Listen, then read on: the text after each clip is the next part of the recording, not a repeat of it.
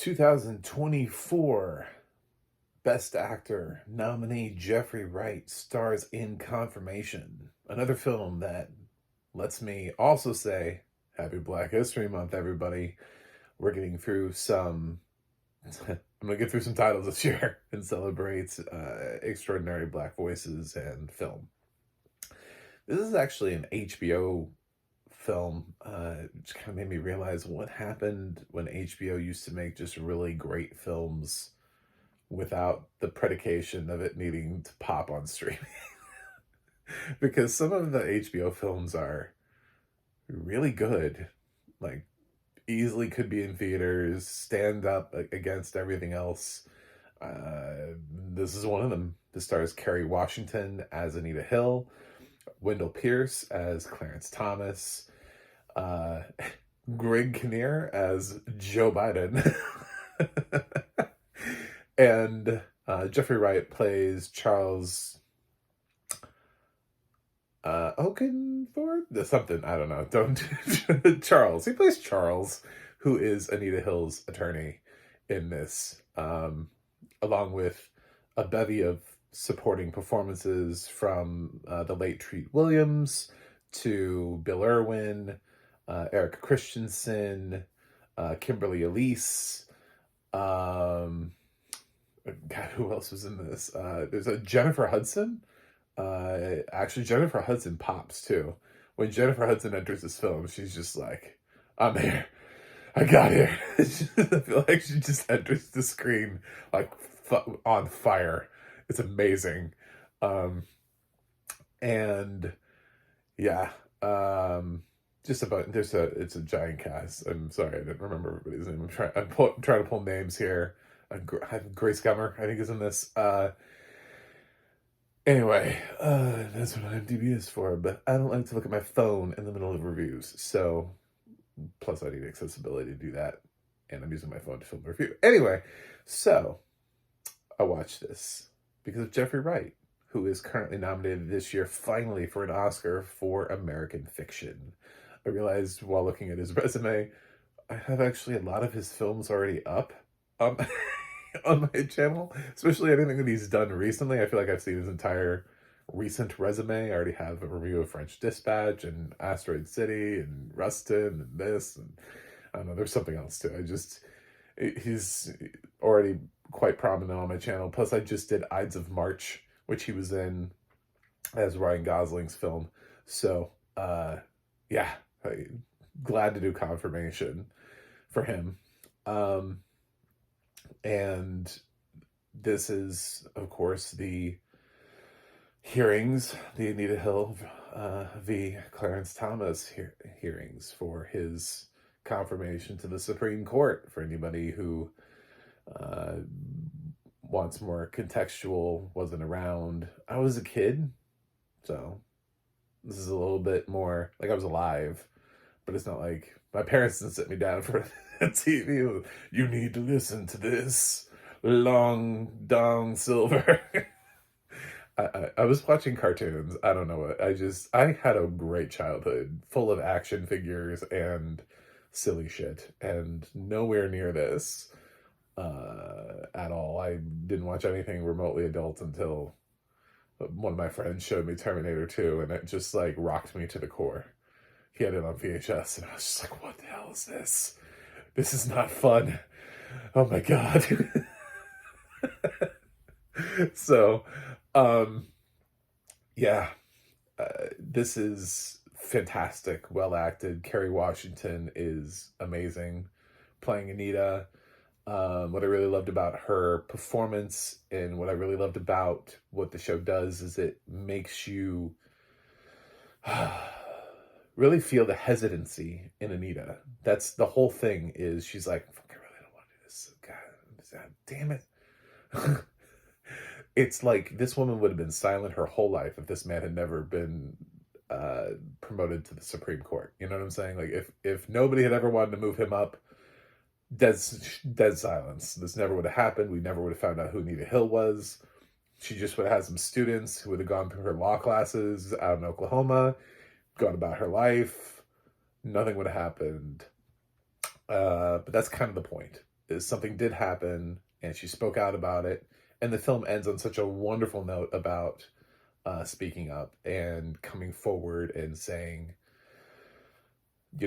thank you for speaking for me. I feel like I've been in a similar situation where I haven't been able to speak out, and thank you for doing that. Thank you for giving me a voice. And even though Anita doesn't feel like her voice is necessarily heard or valued, and that people just kind of,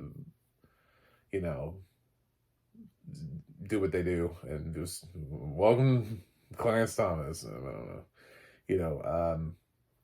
We have zero standards. And they just take him. She's happy that she made a difference in people's lives whom she's never met.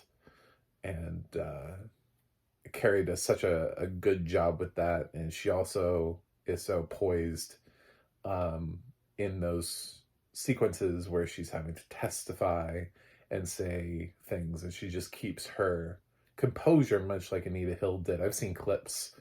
I wasn't alive, so I can't be like, I remember back in the day when, no. But I have seen clips of Anita Hill's testimony, and it's rung true of that, of her. Anita Hill didn't come in the room and be like, listen, motherfuckers, listen my story. No, she just came in very calmly and answered their questions, answered their dumbass questions. Some people had some dumbass questions. And yeah, I love that this movie was made like 2012. So like, there's like this question that you can feel about within the film, within the writer, within the director, within Greg Kinnear. The fuck am I doing with Joe Biden here? And it was one of the things that was brought up when he was running for president, was his treatment of Anita Hill during this time period. And at the same time, when this film was released, he was vice president. So I'm sure people were like, what am I doing here? How do I portray? Because it's the same thing that they do for people who are like, well, this is a political hit job. There's nothing except make Clarence Thomas look terrible. No, actually, it just portrays a period in time, an event that happened. There's never like a moment with Wendell Pierce where he's like off somewhere celebrating. They didn't write that in. They didn't like write off like, aha, got him. And then he like slaps some girl's ass and like walks away. No, they keep him fully restrained. It's like, so if you want to come at it from his side, if you are, for whatever reason, come into this film as being like a Clarence Thomas was innocent type of person, then this film follows that narrative as well. There's nothing really that suggests that he gives his hand, that he shows his hand. He never shows it to Ginny. He never shows it to the audience. He never shows anything in this film. Wendell Pierce plays a very muted version of Clarence Thomas, who's very sort of just thinking about life. He always just seems like he's pondering, like stewing, sort of, I guess you could say, or trying to figure out his next move, like he's in a constant chess match. And that's one of the things that Wendell Pierce does really well. So you can feel that they're kind of doing that a little bit with Biden. Like, they're like, so there's some stuff that happened. People know that happened. He was kind of responsible for the Anita Hill hearings, but he's also kind of currently, he's still in political office. So what do we do with this? And so they only make Joe just so much of an asshole in this. They kind of make him look like he's the least of the assholes that were on that committee. They're like, well, Joe regrets, he's really disappointed about this, but we're going to have to, makes it just always look like, there's some political clout or something that has to happen. It's just, it's tit for tat, and this is just how politics works, and if it was anybody else, they'd be doing the same thing. It's just all that kind of bullshit. And Kinnear does okay as Joe. This is Joe from long ago Joe. So it didn't need to necessarily sound like Joe from today. It needed to sound like a younger version of Joe Biden. And I thought Greg did fine with it. Um, I don't have for Jeffrey, I don't have a contextual representation. Like I said, I've only seen clips of Anita Hill Herring, and I don't know who this guy is. I'm sorry. Um, I don't. He obviously did a lot for Anita and for this case. And I'm sure he went on to either get that tenure at Harvard or do as he says. And he was like, after this, I can get any job I want. So, obviously something like that happened. Jeffrey's great in the role. When you first kind of meet him, there's this confrontation that he has with Anita where you're like, what's up with this guy? And then you realize, oh, he's doing that to press her buttons or remind her of where she is. And it's really great. And I really love Jeffrey Wright this year in Rustin because it showed how when Jeffrey needs to play a gross human being, he'll play a gross human being. That historical figure he plays in Rustin is an asshole. I'm just gonna say that straight up. Black History Month or no Black History Month, that dude is an asshole. Just 100%. But Jeffrey Wright played the hell out of it in Rustin. If you haven't seen Rustin, see it also for Jeffrey Wright, not just for Coleman Domingo. In this, he's doing it just to get her and remind her of her temperament and remind her how to present herself. And then the two of them end up working together, and he's always in her corner, always fighting for her, and he does an excellent job in the role. As a standout, like I said, in the supporting cast, Jennifer Hudson, fire. Just 100% fire when she comes into this. I just loved Jennifer Hudson. I was like, at first I didn't recognize her because I didn't think Jennifer Hudson was in this. I felt like I would have known that until IMDb, and then I looked it up. I was like, oh my God, no wonder. Like, it just,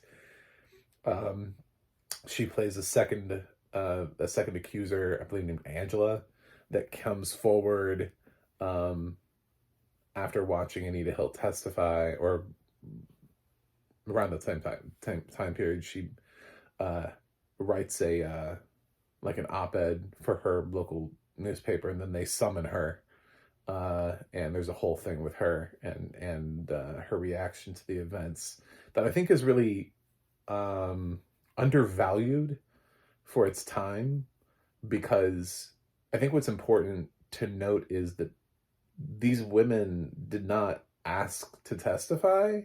These women were asked to testify. These women were tracked down, and Anita reluctantly agrees, but the other woman is literally summoned, like forced to testify, and then they end up going, nah. You know?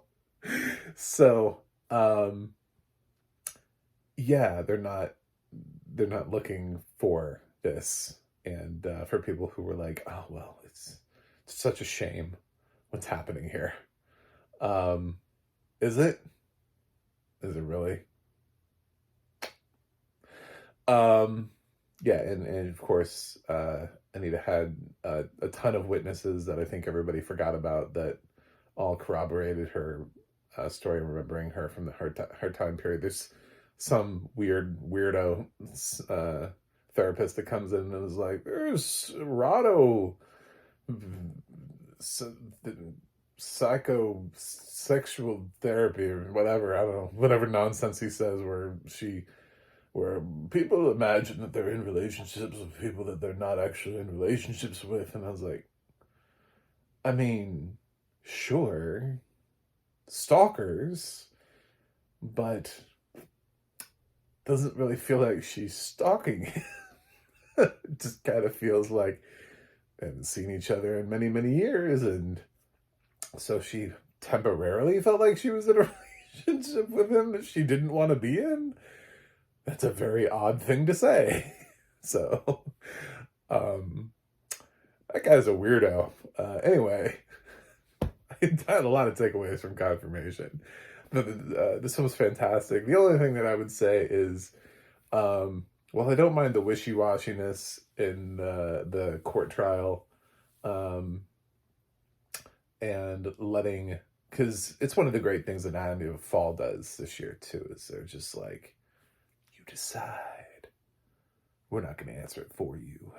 Guilty or not guilty. It's up to you. Did she do it? Did she not do it? Who knows? You'll have to make that decision for yourself based on what we showed you. And I like kind of the fact that they don't give Wendell Pierce those moments behind closed doors. He doesn't have some weird confession moment with Ginny where he's like, listen, before I met you, I was a terrible man.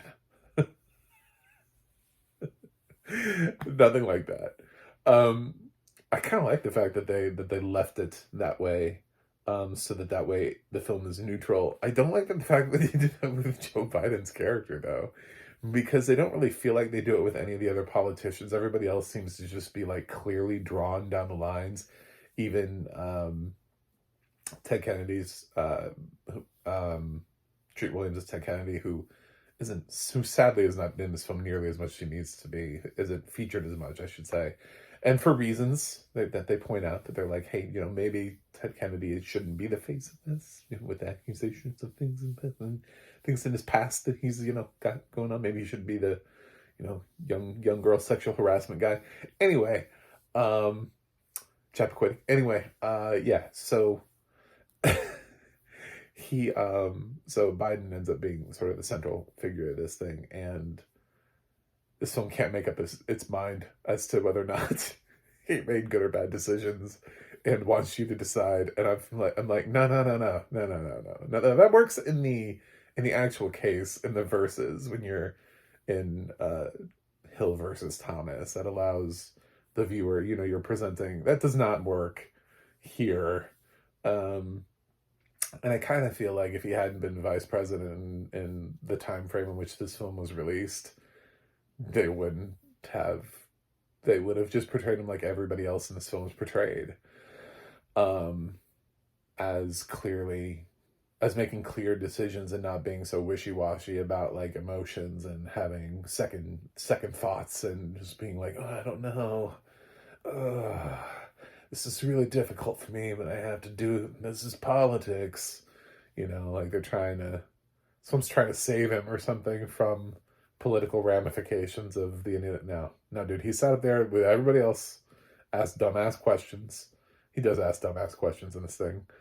And it just needs to be, it needed to just be more decisive on that and just let history tell that tale. So that's my only thought on this film, which is why it's not like a perfect score. Is I just feel like I didn't need that from his character, because there's no point, because he's not on trial.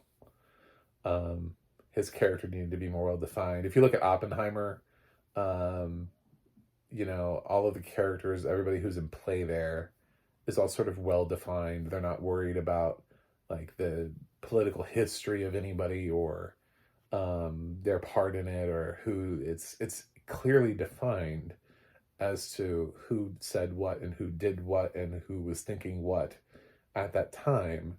And there isn't like a wishy-washy character where it's like, well, we don't want to, that was a good guy. Yeah, I mean, maybe he ran with the wrong crowd at the time, but we kind of want to spare him because he's doing great things now. It's just, no.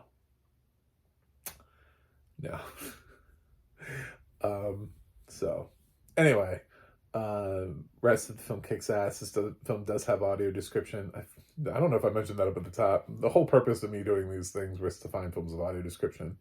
Is Tansy Alexander's doing this audio description, and it's really good audio description. There's a massive cast here, if for no other reason than to follow the bevy of characters to help, because one of the things I think that Hollywood doesn't realize, blind people, is one of the things I can speak to, having been sighted and then also being blind now, is the fact that I lack the ability to immediately facially recognize people. I could have watched a film where no character ever had a name, and I'd be fine because I would just be watching faces. I'd be like, oh, it's that guy. Oh, it's that guy. Oh, it's that guy. Oh, it's that girl. Oh, it's her. Oh, it's the one with the weird hair. Oh, it's the one with the orange jacket. Like I don't even care. You just immediately see and recognize things. Um, when you are forced to just listen to voices, some people's voices are really close together. They really are. Some people are easily recognized, and it's easy to follow, and you become more and more familiar with their voices. Some people have really unique voices. Morgan Freeman, you know. Generally, I can find Morgan Freeman's voice. Arnold Schwarzenegger. True, I can generally find Arnold in a film when he chooses to speak. Unless he's in a film with a whole bunch of Austrian people speaking English, in which case I don't know. I don't know what that film would look like. But here, yeah, we lack that. So that is such a huge, just something as simple as that allows you in a film with this many characters and jumping around between people who are doing the investigation, the people who are on the Senate committee, the people who are on Hill's team. I would say the people who are on Thomas's team, but he seems to just kind of have Jimmy. He doesn't really have like a camp of people that he goes home to every night that are like, well, Clarence, we're your people. And even his son Jamal just seemed to. I think it's Jamal. I didn't intentionally mess that up. If it is not Jamal, I think it's something like it. I think it's Jamal. Anyway, even he doesn't have he doesn't really do anything. They mention him, but he doesn't really come in to the frame a lot. So yeah, it's good to have the audio description for those kind of things too.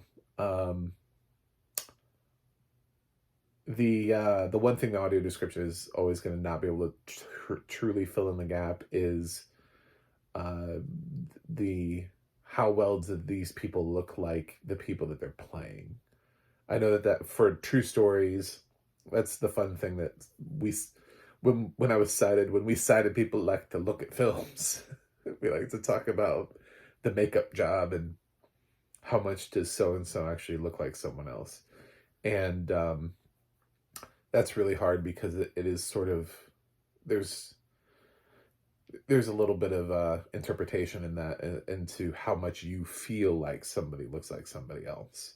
So that's the one thing that kind of always misses in true stories / biopics, is the factor of that. I usually have to, now I just wait for other people's reactions and I just absorb what it is that they're trying to say about it. I ask people that I trust and know and about their opinions and all those kind of things. Kind of feel like how the makeup team did.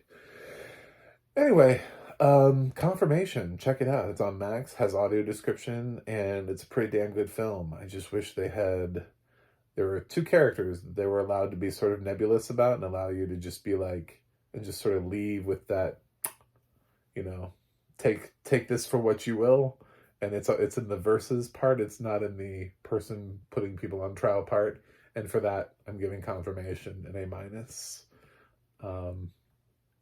It's not, no real other reason other than that. Jennifer Hudson is fire in this. I feel like that has not been said enough. She's fantastic, and I loved her in this. It's a supporting role, and since I didn't know she was in this, I just want to continue to say that so that other people know Jennifer Hudson is in this. And that's it. I have a website, MacTheMovieGuy.com. You can follow me on X, Threads, or Instagram at MacTheMovieGuy. You can go to the audio description project, adp.acb.org. It'll let you know what is audio description, where you can watch it. And you can go to the ADNA.org. That's the ADNA.org. It'll let you know who's narrating your favorite films and television series. That's it for me today. I will watch something else and see you guys on the other side.